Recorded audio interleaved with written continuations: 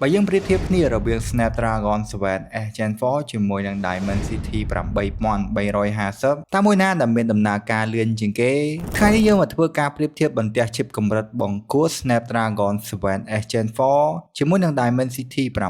8350បន្ទះឈិបទាំងពីរនេះផលិតឡើងដោយបច្ចេកវិទ្យា4 nanometer របស់ TSMC ដូចគ្នាដែលបានធ្វើឲ្យបន្ទះឈិបទាំងពីរនេះមានសមត្ថភាពខ្លាំងនិងសន្សំសំចៃថ្មបាននិយាយអំពីការប្រកាសវិញ Dimensity 8350ដែលបំពាក់នៅលើ Oppo Reno 14គឺត្រូវបានបង្ហាញខ្លួននៅក្នុងខែវិច្ឆិកា2024ខណៈពេលដែល Snapdragon 7S Gen 4ដែលមាននៅលើ Vivo T5 Pro ទើបតែប្រកាសចេញក្នុងខែសីហា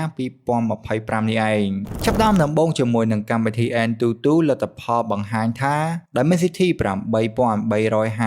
គឺនាំមុខដាច់ឆ្ងាយតែម្ដងដោយទទួលបានពិន្ទុទៅដល់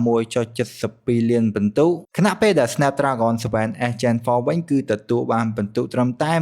1.16 លានពិន្ទុតែប៉ុណ្ណោះវាមកមើលការធ្វើតេស្ត CPU នៅលើ Geekbench 6វិញម្ដង Single Core Dimensity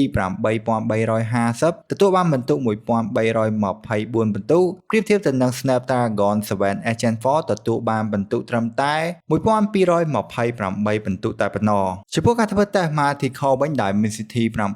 8350នៅតែឈ្នះដោយទទួលបានពិន្ទុទៅដល់ 3971 ពិន្ទុរីឯ Snapdragon 7S Gen 4វិញទទួលបានពិន្ទុត្រឹមតែ 3152 ពិន្ទុតែប៉ុណ្ណោះនៅក្នុងការធ្វើតេស្ត Geekbench 6វិញ Dimensity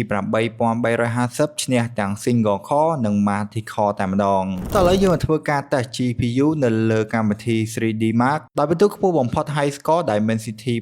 8350នៅតែនាំមុខទទួលបានពិន្ទុទៅដល់ 3067 ពិន្ទុប្រៀបធៀបទៅនឹង Snapdragon 7S Gen 4ទទួលបានពិន្ទុ 1128 ពិន្ទុងាកមកមើលពិន្ទុទាបបំផុតឬក៏ Low Score នៅពេលដែលម៉ាស៊ីនឡើងកម្ដៅវិញឃើញថា Dimensity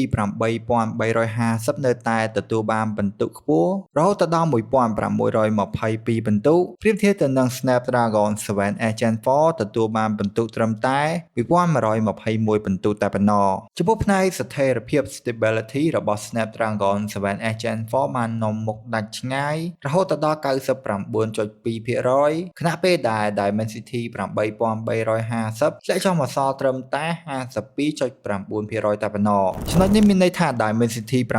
8350គឺផ្ដល់កម្លាំងបុកខ្លាំងល្អនៅដើមដៃប៉ុន្តែវាធ្លាក់ល្បឿនវិញនៅពេលដែលលេងហ្គេមយូរផ្ទុយទៅនឹង Snapdragon 7S Gen 4វិញទោះបីជាមិនផ្ដល់កម្លាំងខ្ពស់ខ្លាំងតែវាអាចរក្សាល្បឿនបានល្អតាំងពីដើមរហូតដល់ចប់តែម្ដងចង់ឲ្យអាជីវកម្មខ្នាតតូចរបស់អ្នកមើលទៅស្តង់ដារជាមួយនឹង Nimbot មិនថាការងារក្នុងផ្ទះអាជីវកម្មខ្នាតតូចធំគឺជួយបានទាំងអស់ចំណេញថវិកាជាមួយនឹងបច្ចេកវិទ្យា Print កម្ដៅមិនប្រើទឹកថ្នាំគឺគ្រាន់តែផ្លាស់ប្ដូរក្រដាស sticker ជាការស្រេចជាមួយនឹងម៉ាស៊ីនច្រើនជម្រើសចាប់ពីខ្នាតតូចដល់ខ្នាតធំវាមានល្បឿននៃការ Print លឿនអាច Print ក្រដាសច្រើនក្នុងពេលតែមួយដោយគ្មានបញ្ហាកំងឥឡូវនេះជាមួយនឹងទំនុកចិត្តកាន់តែខ្ពស់ជាមួយនឹងការធានារយៈពេល1ឆ្នាំពេញពី Nimbot Cambodia